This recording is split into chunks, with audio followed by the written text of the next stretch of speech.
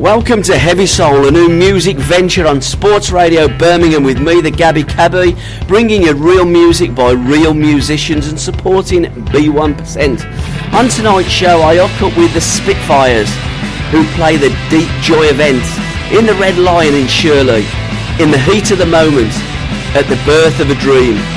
Their music, their words. Boys, welcome to Birmingham, Shirley, Solihull.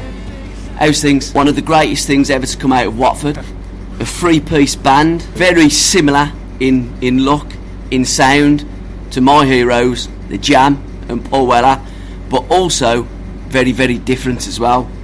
Billy Sullivan, Sam Long and Matt Johnson. Play your records a lot on the Biscuit Boys show. Yeah. That song in particular, Tell Me, was just listening to your sound check-in, and my toes were tapping, I was jumping. It's got a beat, it's got a vibrancy, it's got energy. It actually says all what you guys are, doesn't it?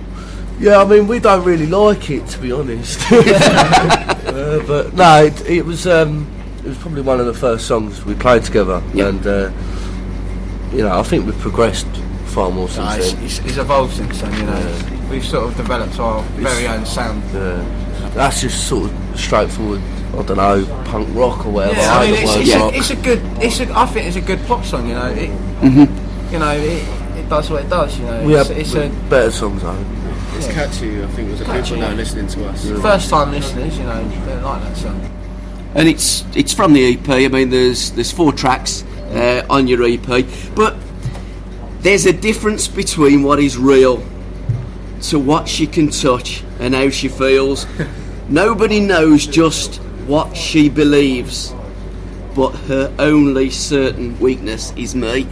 Is that biographic self, or is that observational, Billy? It's reading it like that, it's like, Matthew chapter 4 verse 2. Yeah.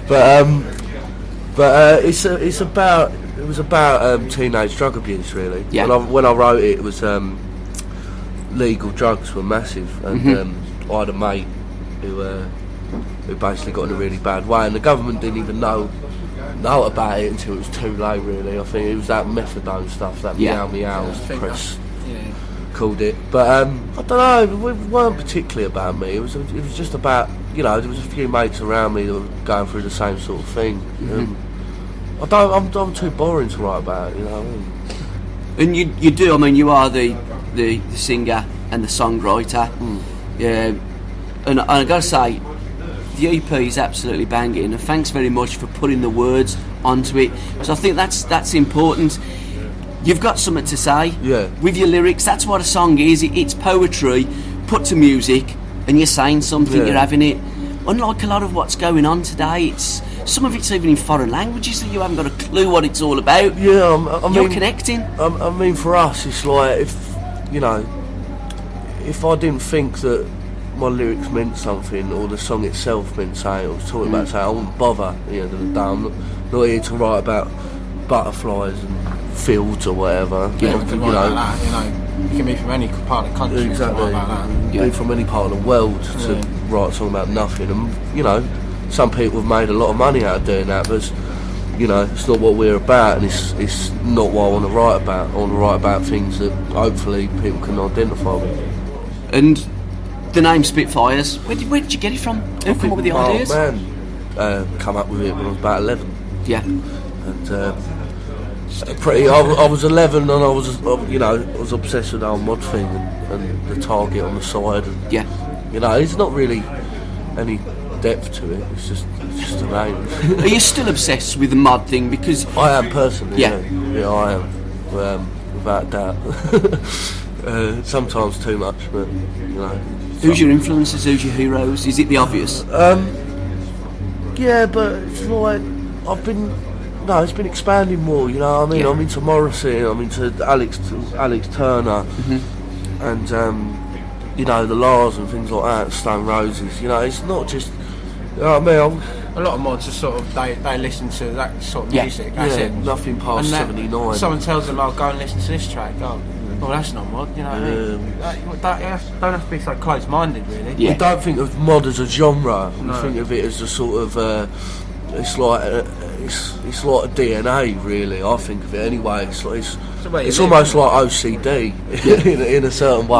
I don't think of it as a genre or a fashion or anything like that. It's just part of me. I think anyone can sort of have it in them, no matter what they're into or what they wear. I think it's just part of who you are. I read in a recent interview of you guys, the Arctic Monkeys were probably a band that, of the bands out today, the young kids They're having the only it. one. How about Miles Kane? Are you into Miles as well? Personally, I'm not. No, Yeah. I think he's alright. I respect what he does and that. He's got a good voice. Yeah. Yeah, I mean, He's not. what he is, you know. It's not amazing, is it? You know what I mean? The new Arctic Monkeys record, I think, is out as well. He just blows stuff out of the water, really. Yeah. Doesn't it, you know? I don't think anyone can. I think people should stop bothering. Really, once that come out, people. But there shouldn't be another album released this year unless you're going to top that. Really, everyone else should give up. And the broken television set, that is synonymous now with the Spitfires, isn't it? No, it was just that EP thing. It was just a quick Yeah. idea I come up with. It was sort of like It's a great idea, though. it was sort of the modern life is rubbish sort of thing, really. But again, that's no depth to it, really. I always had this image in my head of a front cover or video of someone smashing up an old TV screen, and it was just come up. We only done the EP because the first two singles sold out, really, and people wanted to get hold of it. It's easier just to get on the double. Yeah, Now, the first one of that, Sparks a Start. Yeah. I mean, that's a tune. thank you. And Sirens is the one that finishes your EP. Yeah. That was about the riots, wasn't it? Yeah, it was about the London riots a couple of years back or whatever. It's just about it's not condoning it. It's just there's a lot of frustration in young people, and I don't think they know how to express it. And with the London riots, they didn't know what they're fighting about. You got Some people don't know about it now, what they are expressing. they're angry, and you got 14-year-old girl being interviewed on TV saying she's claiming back her taxes, and which cracked me up at the time. But there is an anger. People are fed up. You know what I mean? They're fed up of sort of growing up in this country, I think. But I think there's always been that. I mean, I remember when I was a kid, like the Jam were out, the Specials were out, in the late kind of 70s and early 80s, there was a music scene that we could relate to, and, that's, I think, what musicians, that's what their job is. It's pointless doing something if it doesn't mean anything. Well, it has to mean it's something. social commentary at the end of the day, Exactly, you know what I mean? It's like, the roots of me, I learned pretty much nothing at school, but bands like the Jam and the Clash and the Specials taught me everything. They taught me everything because they still stand up today. Because Britain ain't that much different to what it was. No, it's not. At that certain time. So it still reflects, and you get more. There's more and more 16-year-olds going through their dad's record collections. They're fed up of being sort of, I don't know if they're outcasts or whatever. They're fed up of dressing the same as all their mates. Yeah. They've realised that's not the way. I think they want an identity, and I think it's a great feeling. I remember sort of 11 or 12 when you turn around and say, I'm a mod, and people look at you weird. It's like, that's my identity, and it felt like I stood for something. You know what I mean? It really, really did. Even though I was the only mod in Watford at the time, so I didn't stand for that much. Mate? What were they all into then, Billy, in them days? I don't know. It's I didn't really have. I don't know, because my main things are music and clothes. So if people aren't into the same thing, I'm not saying I necessarily don't get on with them, but I didn't really have too many mates, really. Being honest, you know what I mean? Probably don't help when I'm miserable, but When you're writing songs, do you find it easier to write in, as you said there, kind of a miserable mode or a happy mode? I think it depends. It's anything I feel strongly about. So if I feel strongly about something and I feel happy about it, or I want to write about love or all that rubbish, then I'll do that. It's just the extremes, really. I don't sort of wake up half-hearted on Saturday morning and go, I might write a couple of songs. It was like saying what happened, and I'll go, right, and it'll be done there. and then I'll move on. Getting your songs played on radio is pretty difficult. It's all about playlists. It's all about commercial money. value. Yeah, absolutely. You know, do you think it's the industry per se that lets you guys down, or do you think it's the radio stations that are relying to it? I think it's the industry. You know what I mean? Everyone's, and it's also some of the people. You know what I mean? The general public. I want to sit there and they want to moan about X Factor or anything, but they don't want to. You know. They don't want to get up and do anything about it. You've got a problem with something like X Factor or Britain's Got Talent, whatever, hearing these bands that just, you know, they're not going to go anywhere and stuff like that. Then we want people to come out and see us and see bands like us and support us, because, you know, then you've got something to say. You know, instead of sitting at home watching X Factor, you're out there, you're seeing bands that you go, wow, like they're brilliant, rather than sitting at home moaning about something that you just couldn't care about and you're never going to hear again. There's always an alternative, you know what I mean? It's just, you know, I also think the music industry are responsible for young people not being into music as well. Because we were chatting the other day, we get 15 or 16-year-old kids coming to gigs in London, and they won't let them in. Or if they do let them in, they have to pay a tenner to get in and a fiver for a drink. And it's like, I mean, how can anyone afford to do that? We can't afford to do that. So let alone 15, 16-year-old kids who are coming from school, you know what I mean? It's not right, it's ruining it. If it was more accessible for young people, then they'd do it. There's nothing better than going to see a live band. There's nothing better than, you know, that initial buzz. You know what I mean? We've all experienced it, that's why we're into it. You know, you can't get that buzz off YouTube or whatever. And talking of live, this is your first gig of your tour, isn't it? Yeah. Some of the venues that you're playing, Famous 100 Club and Ronnie Scott's. Yeah. Must be like superb to play places like that. Well, they're our favourite venues, you know what I mean? Like, we don't like playing London anymore. Why? Because there's people are spoilt for choice. People don't care. You got a gig on every corner, you know what I mean? So you go up north where, you know, you go to these little towns where there's not much going on. Everyone just appreciates it and everyone gets on with it, whereas you get all these posers in London. People more into sort of like electronic stuff, even if it is indie, it's more electronic in London. It's more DJs. If you go up north, you know, it's plug into an amp, play that, no fucking no effects or anything. It's just straightforward. People are more worried about what the DJ is going to play after us than they are about seeing us. And, you know, we played in Uxbridge recently, and that was pretty much, you know, you get a good enough reception, you get people come and see you that really enjoy it. But, you know, DJ starts off straight afterwards and the whole room goes mad, and it's like, there's a DJ scene in London. It's not even proper DJs, it's just sort of people in tight jeans plugging in their iPod or something. I think I've got a good taste in music. I think.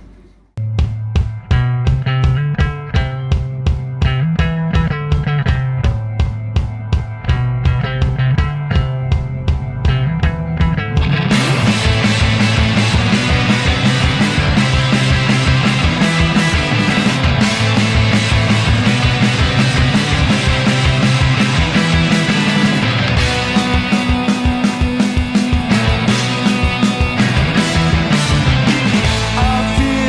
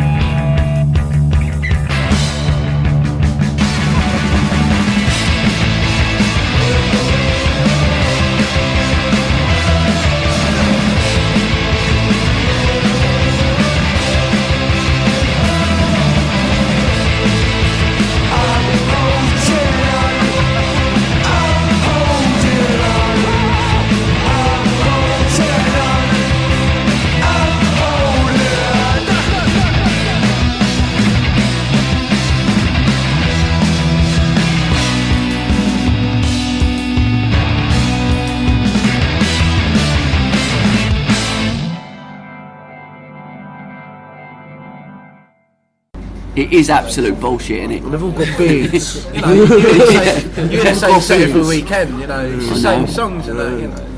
It's like if I want to go out and listen to the indie hits of 2007, then I'll put a CD on. I won't go to my local boozer and get off me nut dancing to Block Party. You know what I mean?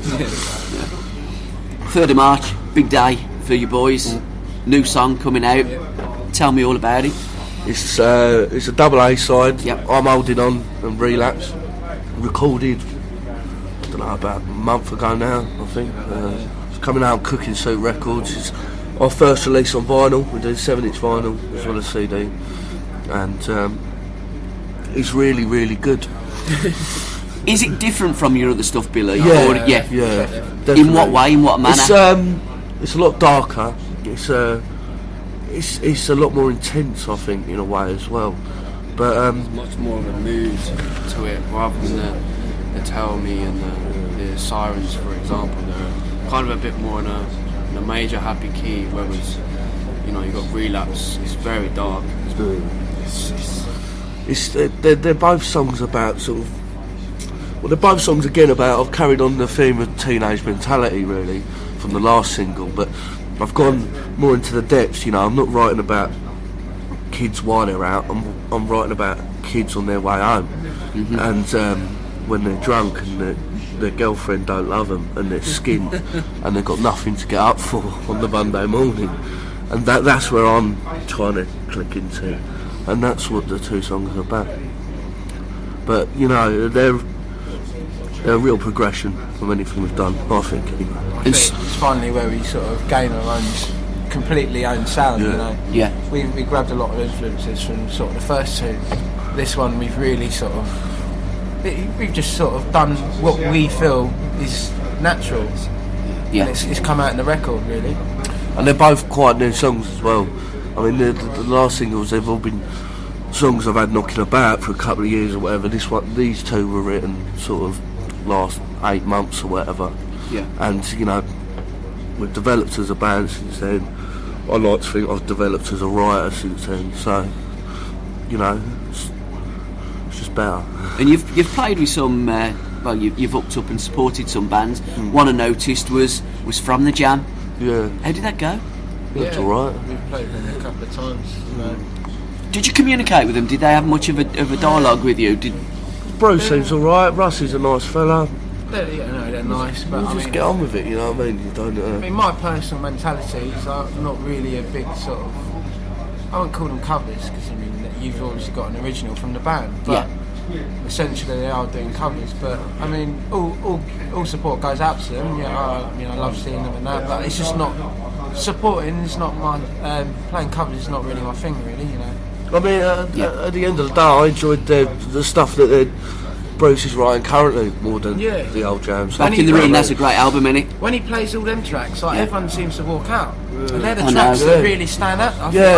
Everyone just wants to hear, everyone wants Bruce and Paul and Rick to be 18 again, and they want them to be playing these songs, and I think there's nothing more depressing than a 54-year-old man jumping around to Going Underground, to be honest. It don't mean anything anymore. That's why Weller split up the Jam, is for it to stand for something, stand for youth, as he said on Brighton Pier. How's it going to stand for something if it's sort of made a mockery of by sort of, It's overplaying it, Yeah.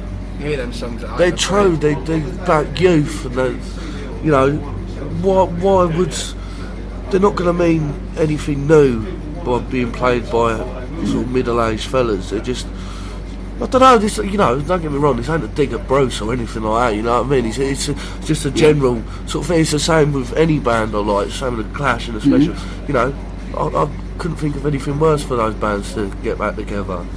Well, I mean, the simple it happened, you know what I mean? It happened for a reason at that time, You can't live on the fame that you had, sort of thing, No, it does. I mean, you've got to keep going forward. You've got to keep writing things. I mean, as an artist, that's what your job is, isn't it? You want to find that next. You've done it. You've moved on. All right, I've wrote that. I want something else. I've got something to say. I don't want to keep saying the same things with the same songs. Yeah. I'm having it now, in the now, not in the past. And that's why I respect Weller, because he's always done that. And his albums have moved on. He's current. he's current. You know what I mean? He's still getting number ones. You can't argue with a fella, even if it ain't to your taste. You can't argue with him. But even so, with Paul Weller, they don't. There's probably only Radio 2 that plays his. You know, his singles don't do very well. The albums get to number one it because doesn't make sense. Albums really albums all, yeah. exactly, yeah. Albums are just I mean, I don't think it matters too much. I mean, no, I'd rather see a young band, you know what I mean? Yeah. I'm a massive Weller fan, but I'd rather see a young band on Like, it's Radio good seeing 1, the you know what Arctic I mean? Monkeys getting to number one, getting Yeah. played everywhere. No, that's what you really look at and you think, bloody hell, I'd there rather- must be some sort of faith left, you know. But I think there is a faith. I think there are bands out there. I'm linking up with so many brilliant bands, so many young kids like writing material. But the big problem is, like you've said, you know, I've gone to venues and I've watched a band and I thought they're absolutely brilliant. And I'll be honest, I mean, your EP was produced by Charles Rees, Yeah. and it was done at the Black Barn Studios. Yeah. You know, that EP stands up against anything I've got in my record collection. I think it's superb. You know, and but you play that, and you'll be playing in front of 70 or 80. I watched Craddock at Digbeth, played in front of about 150, 200. Yeah. You know, talented people. But you put a DJ on somewhere, and you get them round a block. Yeah. And it's You put so Someone frustrating. puts, I don't know, sort of mod night on, where, you know, everyone wants to jump around to Secret Affair all night, so, and everyone goes mental for it, but, you know, it doesn't really matter to us, because that's not what we're trying to appeal to. I don't know what we're if trying to they appeal want to their kids, you know what I mean? Yeah. At the end of the day, so it don't really mean much to us. And again, if you just want to play music to commercially sell it, again, what's the point? Because if you're not enjoying it, you don't believe in the music, it Well, it's don't money, mean nothing, ain't does it? it? You know what I mean? If mummy or daddy works for a record company and I've got you know, you've got your savings account, then Yeah. you're fine, ain't you? You know, I can pay. You know, if we had the money, we'd pay for the radio play, and we put you everything in know, promotion. And yeah. we'd You probably be on Radio 1 right you now. can pay to be on the front of the enemy, Yeah. and that's sad. You can pay, if, you know, if we had a bit of enough money laying around, we could pay to go on the That front just of the doesn't make enemy. sense at all. you No, know. it doesn't. It should be purely because I like that band and they're good Yeah. and they're popular. That's why they Yeah. got there. It's not the fact of they've thrown a couple £100 in there and they can get their face on near the We front of the cover. wouldn't want to be in that sort of situation by putting, you know, paying for it. You want to be on the front cover of the enemy because you're good. You Exactly. want people to say, like, you need this band in your magazine because they're fucking amazing. Yeah. Yeah. You don't want to be put there because. Well, you do. I someone's mean, got- everything because on someone's merit. got more cash than you. It's not fair. Yeah. No, absolutely not. You've been doing a bit of filming adverts, Dr. Martens, the Harringtons. Yeah. Tell me all about that. Well, as you can probably guess, we're into clothes. Yeah.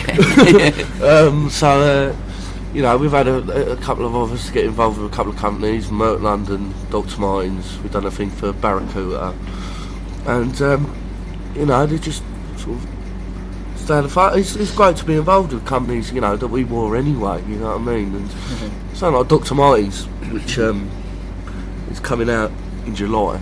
Yeah. It's something that, you know, something that's been, you know, is rooted in pretty much every subculture and youth culture as a whole. Worldwide, isn't it, you know? Yeah. Where has there not been a Dr. Martin in an era, Yeah. really? Yeah, It's it's- always been about. You know, and the music we grow up with, you know what I mean? It's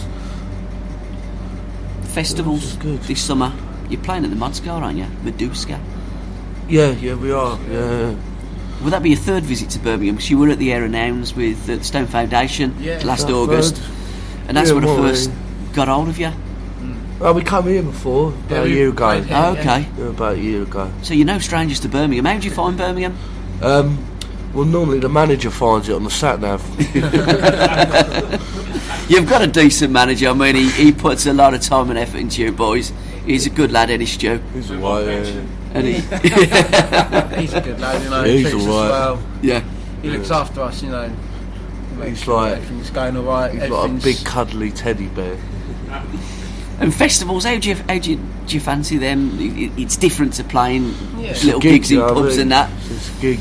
I don't know, we haven't done Yeah. too many of them, you know what I mean? And the ones we have Well, done, don't have to have been that enjoyable or whatever, but, you know, we're up for playing anyway. Yeah, so. What was Yeah, that? we've got, We're doing another one in Brighton Race called Modfest. Rifles headliner there with Oh, right. with Norman Jay's there as well. Norman J, Eddie Pillar, the usual suspects. Usual mods. And your website, I mean, you can get every bit of information from the Spitfires at all the W's, thespitfires.org. Yeah. See how slick that is? Brilliant. All the W's. Yeah, all the W's. Don't forget all of them. Not 4, not 2. No, It's only 3. Just like how many views are in the band. It's Yeah. almost so it's cut to you, isn't it? That's what we've done. We invented the internet so we could have the 3 W's, because before it's just not fair if we have 2, you know what I mean? Yeah. Unless we get a drum machine. Yeah. No, you don't be doing that. That could be a different letter altogether. No, you can't. I mean, Give me you can't. 0. You can't leave the Or drummers wear the out. white stripes, you know what I mean? Yeah, Santa girl. Yeah. We'll have to start getting me in the tight red t-shirt or something. And Twitter and social networking sites like Facebook, integral, so important to you guys, aren't they? Yeah, unfortunately. To be honest, it's almost like if you took all that away, Yeah, and stuff like that, because even money's thrown into that now. yeah. You can put money in to promote and get on people's pages and stuff like that. It's another thing with money. You know, everything. Is that everything what these they do? days revolve yeah. around money. You got You put 50 quid into something, you'll get 5,000 views or something like that. You don't put anything in. It's only the people who are on your page. You could get 20,000 likes on your Facebook page, but you have to pay for everyone who likes you to see your post. It's like Yeah, promote. right. Yeah, there's a thing called promote on this. It's rubbish anyway. I reckon we should Yeah. boycott Facebook, boycott Twitter, and the download. And that's Scrap great. it all off. There'd probably be sort of real interaction. People and might talking, actually start yeah. coming out again. Like they used to. But that's a great thing about you as well. You're rebellious, aren't you? You don't stand no shit. You don't know, do you? You have your opinions, but instead of just sitting down there, you do something about it, don't you, Bill? Well, yeah, well, we wouldn't bother, you know what I mean, if we weren't. We're not... I don't know about rebellious, we're just, you know, maybe traditional, I don't know. Yeah. I mean, we're not here to smash the system or whatever, or all that rubbish. You know, You'll we never just- beat the system.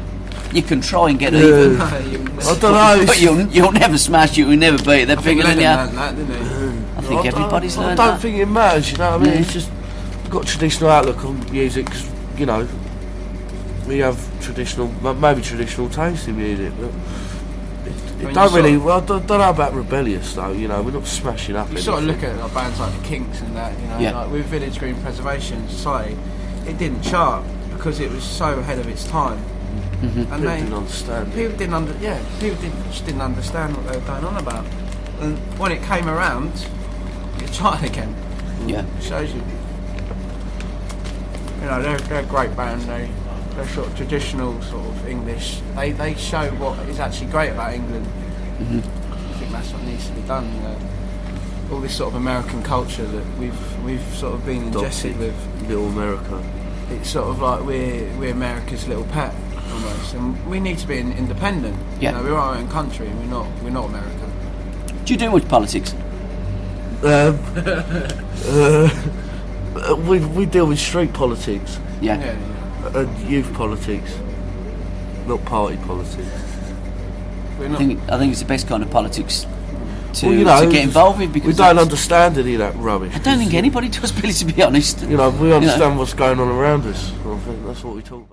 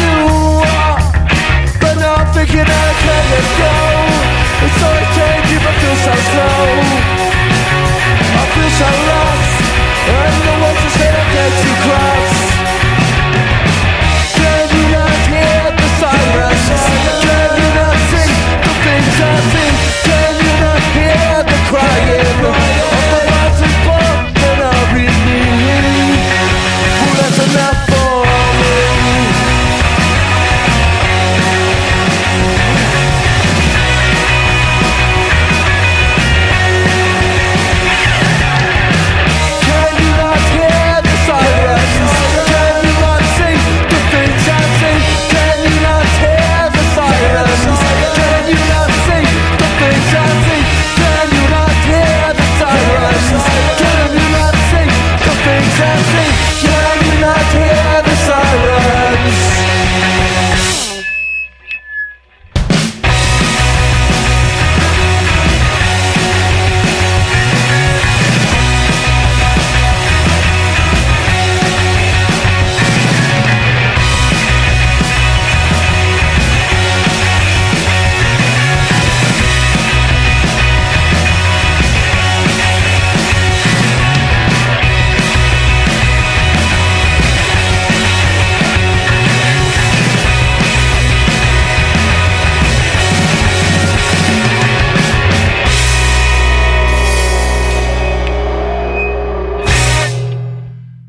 And your tour, how many dates have you got in your in this tour?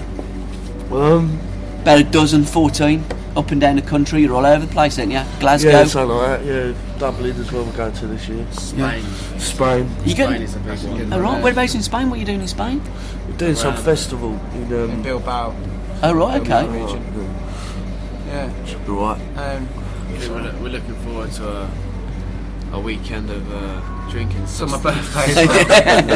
Not spreading the word of the Spitfires. We're going on the lash in Bilbao. Yeah, Stu's It's priorities right there, lads. It's a tiny town somewhere probably. Near Bilbao. Sam's got his feeler shorts for the occasion. I'm going to get my Like Danny Dyer in that film. business. Yeah, the business. Yeah. And what else do you do, lads? I mean, is it just the band that you do? Or have you got jobs we as all well have as that? rubbish jobs. Yeah. Well, we're not talking about jobs. Bill doesn't want to. We're not talking about our let his jobs job on out. the radio. Yeah. End of. Moving on. Moving on swiftly. But that's what. Happy But you that's were. how we understand. You know what Yeah. I mean? We're not just some sort of outsider. We don't just lounge around all day and try and think, oh, well, I've got a new song. We- We actually sort of We working. live what we talk about. You know what I mean? We're not. It's not done from you know, some ivory tower or whatever. It's just, you know, we live the same sort of way as all our mates and everyone else, and you know, that's just. And you set the stuff up as well. I've been watching you earlier, getting a PA together. I mean, you do the old. Yeah, lot, that's don't you? great fun. Really is. It looked I really enjoy I that. thought Sam was brilliant with that lead. Yeah, I'm trying to untangle fantastic. that for Don't ever go fishing with him. He'll be there all day. We're leaving there. That I wouldn't be stay in a honest, tent that with would him do either. Boys, absolute top draw. Can only wish you all the very best. Keep believing in what you're doing. Hopefully one of these days commercial radio will do its job properly, the music industry will do its job properly, and it will reflect superb sounds and top bands that's going on of today's generation. Yeah, we'll rob a bank. Put some more Probably likes wouldn't on do Facebook. that. It wouldn't be your best career move, Billy, but you know. If you're I not- don't know, the if you wanna get balaclavas caught- look good. I'll have a target on mine. Knowing your lot, mate, they'll probably fucking shoot you. The Spitfires, absolutely top draw, lads. Enjoy the tour, have a great tour, and I'll probably see you at the Modscar, Yeah.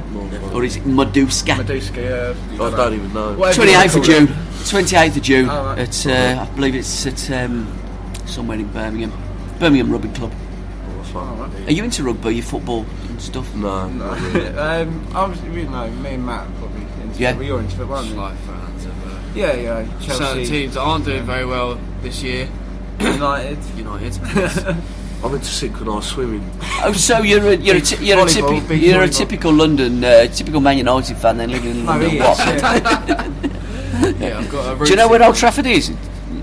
If you come to Liverpool, it's just like to the left. It's just north of It's over the moors. Up the road, don't mind a bit. Oh dear. And also, I mean, there's a lot of films going on, aren't there? Like, you know, like kind of Green Street and the Football Factory. Yeah. Meet the Governors, mate of mine, Barrington. Yeah. He's in one. Some of your music could go down superb in them.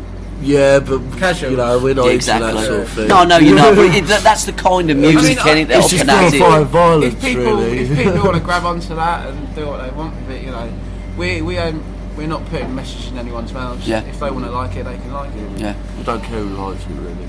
as long as they do. And as long as you do. relate to it, you know. Absolutely. We're just a band. You know, people can like it. You know what I mean? We don't expect everyone to like it. We don't ban anyone. You know what I mean? But we don't say, you can't listen to this because your shoes are no good. You know what I mean? Well, we listen to it. And on the Biscuit Boys show, we play your EPs, we'll play your music. I think Stu sent us on the email of your new stuff, so we'll be putting it on the Heavy Soul show, and we'll be putting it on the Biscuit Boys show as well. Boys, enjoy it. Thanks very much. Appreciate your time.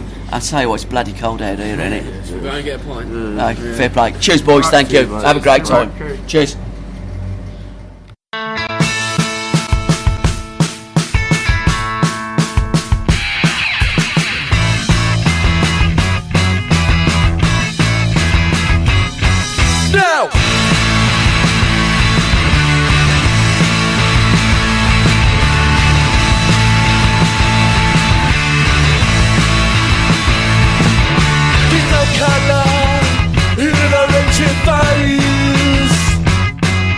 Identity is what she craves.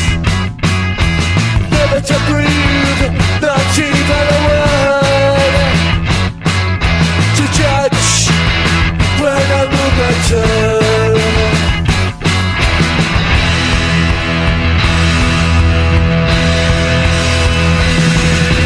Tell me you don't want it. Tell me you can't live without it. Tell me you stay away from you. Tell me you're going to sorrow. Tell me it's coming to take some. Tell me you don't wait for I know cry. Go!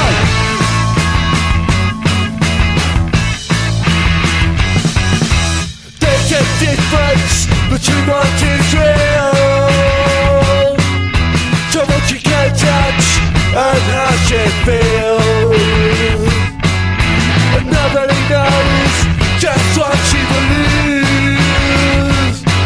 But I've only said a witness is me. Go!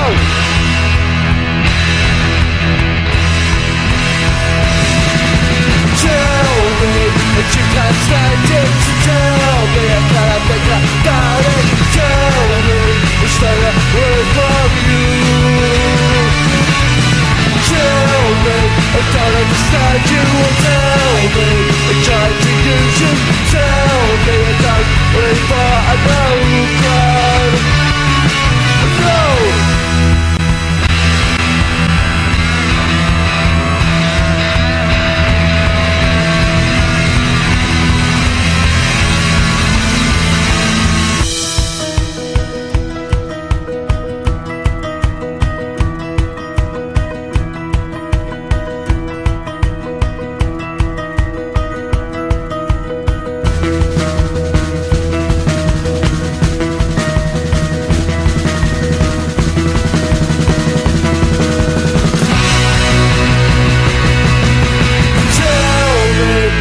Don't want it to tell me you can't live without it. Tell me to stay away from you. Tell me you're going to sorrow. Tell me it's coming to take some. Tell me don't worry for I know but go. Well, behind every band, behind everything, there's a manager, Stuart Deeble. Mate, how are you? I'm alright, mate. The boys are bubbling, the boys are buzzing. They're different class, aren't they? They're a good group of lads. Yeah, they're good to work with. They're three quite sort of like strong.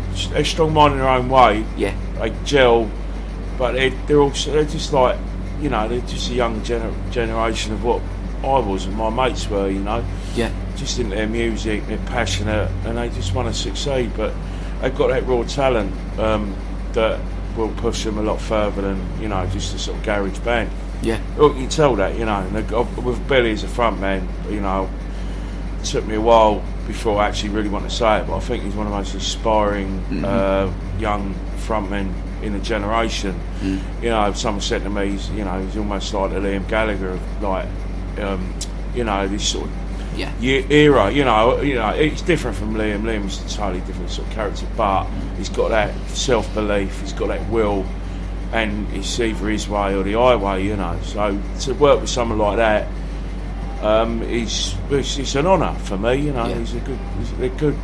You know, they're not kids; they're young men, so they're really going for it, and they've got real ideas. You know, I've said recently to someone that Billy is possibly very few people you meet in life, whatever year, at whatever age, will know exactly what they want out of it, and he knows exactly where he wants to go. So that makes it a lot more easy to work with. For me. And how did you hook up with him? Was it when he was doing the Thick as Thieves?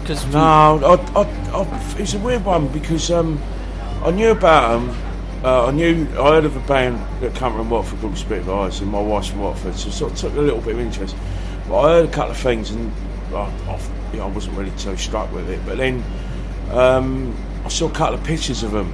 I saw a picture of Billy mid-air, 16 years old, and I was putting on a night in London called Away from the Numbers, and he'd asked if they could play, and I said, yeah, just on the strength of that picture, to be honest. Yeah.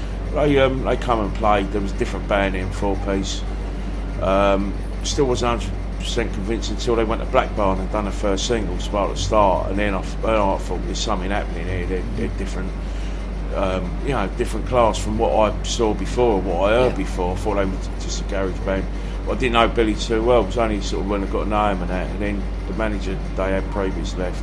He asked me to manage him, and I said, yeah, why not? I mean, just Thick as Thieves had just come out as well, so. And I had contacts in the music business anyway, and people that could help, and I just pulled them all in really, designers, people in music, just convincing people to get behind them a little bit. So that's how they got going. Obviously the image helps, so you play on the mod thing a bit, but it's a bit more than that. But yeah, for me it was just keeping it going, and they were on a roll. You got the momentum builds all the time. It's got to the third single now, just about to come out, and it's possibly, I keep saying possibly going to be the biggest thing they've done. It will be the biggest thing they've done, and it's just building out. We've got some money behind us, going to get hopefully get some radio play and get it out there. We know we'll play it as much as what we can on our radio station. Anything, it doesn't matter to us whether it's Radio 1 or whether it's the Biscuit Show or whatever you call it. Biscuit Boy. Biscuit Boy Show. But we basically, the band, I want him. We do turn gigs down, but what I'm saying, I want us to play in every town, in every city in the UK. Yeah. Spread the ball, like I told you earlier. They're playing Spain, we've got Dublin coming, Glasgow, Middlesbrough's like another sort of one that's really keen to have us. So it's all like the word spreading. But in London, you always have to do that thing of doing your own thing. You can't jump on anything. The Shoreditch Oxton thing. We could get gigs over there, but it's just like people on a conveyor belt and watching bands. You go to the places like Birmingham, Middlesbrough, it means a lot more, because you've made the effort. We've got a gig in Dundee, which went really well for us last year, so we returned to a place called the Reading Rooms up there. So, stuff like that, and people are really keen for it. And what I'm seeing as well from the last time we're getting a lot more kids through the door. The generation that Billy's appealing to are starting to come through. It's difficult because of the price of drinks, especially in London, and like the age ID. It's like when we was younger, you could get in gas when you're 16, but to be 18 now, I've got ID myself yesterday going out in Watford. Because you have to put your fingerprints on a boot. Do you really? Seriously? You're not having me over? No, Watford's, because it's got such high percentage of bars in one area. Oh, right. We went out for a drink last night, and we had to do the fingerprint and show driving licence. Otherwise, you won't get in. I'm 47, so and never mind that. They have to show passports to get in pubs. Billy probably didn't too, but he lost his passport the other week. You know what I mean? It's like, right, okay, good, that's a good one. But they won't accept anything else, so they have all that to deal with. Whereas we would just, a bit fly, could get away with things. But it's just different era, different times, and I learned a lot just seeing it through their eyes. But the traditional thing that we all speak about, it's the only way I know. Play as many gigs as possible, try and record as much as possible. Document what we're doing, and but make sure that we've got a certain amount of quality. Nothing. We pull up a lot of things, and you know, we get photos. We've had people video us and stuff, but there's about 2 or 3 things we just haven't let go because we haven't been up to our standard. It's not being snobby, but it's about trying to raise the level of things. You know, there's a lot of people out there having a go at music and that, but unless they've got the right people behind them, a bit of money, you've got to really do it from ground level. You know, but I think if you put good things in front of the people will have it. I'm not convinced all the X Factor and things ruin music and stuff. You know, you make your own choices in life, and if you want to sit there and talk on Facebook about how crap music is, what you're actually doing. So, you know, for us, we get out there and do it. We'll get out there and support. You know, we support other bands. We try and encourage, you know, even younger bands than them. Yeah. If we can find a band that we can help, we will. You know, it's... Black Barn Studio, how did you get the recordings there, Stu? Black Barn was trying to think how the first one came about just through a friend. I'm trying to think how it came about, but basically it was a mate who spoke, and Weller started opening up the studio. He never let anyone in there for quite a long time. But he does quite a bit now, don't he? Yeah, he lets as long as they come in, pay cash. Don't photograph everything on the wall, even though some bands have. Just be respectful of it, and if basically Weller needs a nod from someone to know if they're good or not, and I think that's how you get in. But to be honest, Charles is Paul's sort of right hand man in the studio now, we believe, and he's brilliant to work with, very encouraging. He's got a certain way of working, and he's honest, you know, and he'll take things and he'll try and push it towards another sphere if it's not going that way. You know, and to be honest, the price it is you could get a good studio in London, but you wouldn't have the love or care of someone being there. They just throw you in. You'd pretty much have to engineer it yourself because it's still dear, but it's not out of reach. And we're quite lucky that because of the Dr. Martens thing and a couple of other things that happened last year, that, you know, that's helped pay for it and stuff. So. Yeah. In your book, we'll talk briefly about your books. You got 2 books, Thicker Thieves, and one about Oasis as well. One about Oasis, Supersonic, which came out last year. I think that's going to get a big spike this year because it's the 20th anniversary. Definitely, maybe. It's been pretty quiet. The Jam one had a lot of goodwill behind, a lot of people behind it.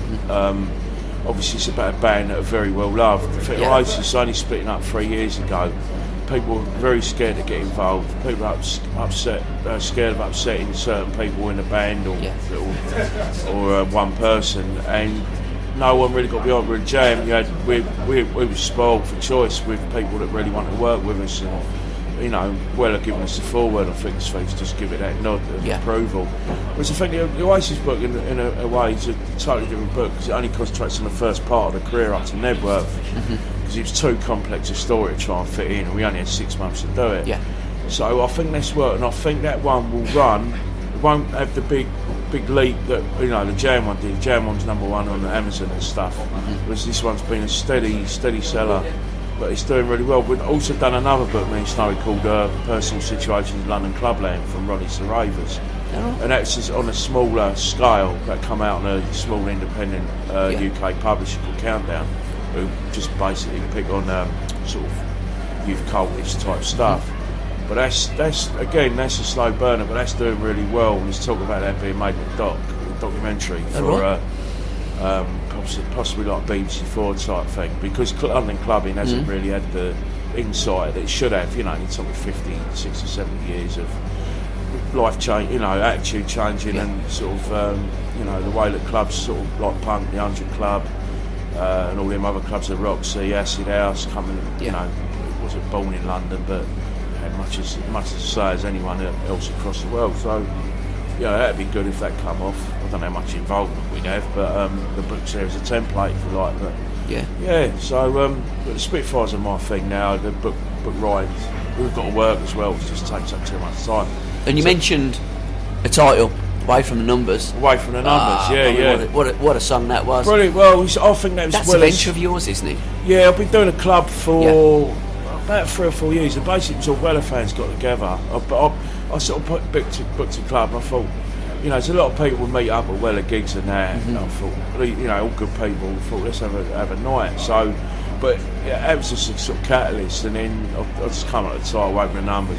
It just become this great adult youth club where we play songs from 60s, 70s, 80s. Crowley got involved, which give it that, you know, because he was one of the main men back in the sort of early 80s, you know, great, and he's a lovely fella, Gary. Still about now, isn't he? Playing records? Yeah. He's still got a show on BBC London. I don't think he gets enough work.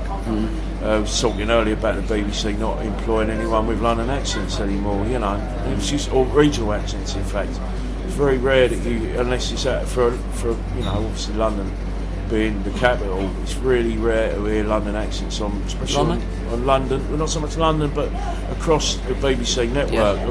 It's a real bugbear of mine, because even Danny Baker got, you know, he was on in the week on BBC 4, but someone like Danny's, you know, should be doing what Chris Evans does on the One Show. It's that type of character, and it annoys me that these people get sidelined. People like myself and accents. You know, I get it, being a working class Londoner. I recently had someone say to me when we was talking about, she said, "Oh, I've heard you've got a book out," and she sort of looked at me as a middle class bird, and she sort of said to me, "How does someone like you do a book?" It was like, you know, and you think, "Oh, I'm 47, love, and you're still talking to me like I'm back at school," you know. But you do get that, and I think that the working class is always, you know, I always have a real problem with the middle classes and the way that we're perceived, or that you have to reach a certain level, you have to change to adapt to these things. You know, back in the 70s and 80s, you were kings, you know, to a certain extent. People, but nowadays, I see it with the bands, some of the bands I play with, all mummy's boys, you know, posh kids, not knocking them, it's the way it is, but, you know, them bands like the Palmer Violets, all these sort of, like, you know, I don't know about the Stripes so much, but bands that come from a certain background, we've heard stories about how much money that mum and dad have put into it to make it. You know, I'm not saying it's ever been any different, but like I say, the whole thing about being working class, you stand up for what you believe in, because you've got nothing else other than your music, football and clobber, you know, so anyway. It's always been a struggle. It always will be a struggle. You'll never beat the system. No, you can only ever get even. It's never going to change, but you do expect a certain amount of respect as you do things on a bigger level, you know. And I still passionately believe that, like I say, I cannot wait to see Kevin Rowland's Dexy's films come out. Nowhere Is Home. Saw a clip of that in a week, and there's someone who come from similar backgrounds to us, who's changed people's attitudes, lives in the same way, Weller has the same way.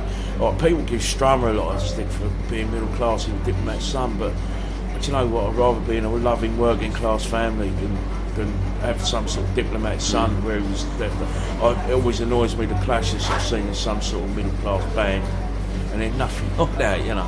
But anyway, digress, my son. Yeah, well, anyhow, Stu, thanks for your time. Keep up your magnificent work. Cheers, fella. Keep these boys on the straight and narrow. As he sticks two fingers up behind my back. He's a legend, eh? Yeah. Cheers, mate. Right, thanks for your time. Cheers, fella. Alright, cheers. Nice one. All right. Gab, cheers. High five. Well, that's the end of the Heavy Soul Show. Thanks for listening. Good night. God bless.